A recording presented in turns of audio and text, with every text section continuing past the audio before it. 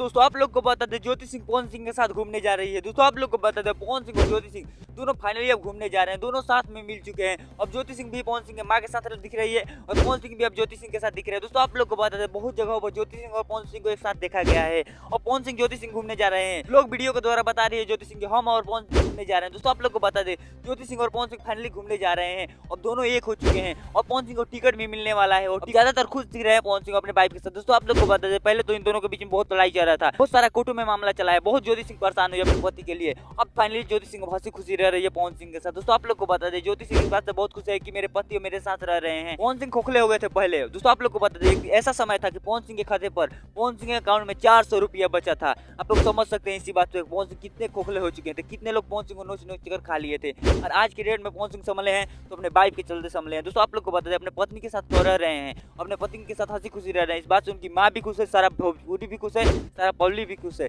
सारी जानकारी हम आप लोग को देते रहेंगे। दोस्तों आप लोग को बता दें कि चैनल पर नहीं तो चैनल को सब्सक्राइब कर लीजिएगा। मिलते हैं दोस्तों किसी नए वीडियो में किसी नए टॉपिक के साथ, तब तक के लिए बाय।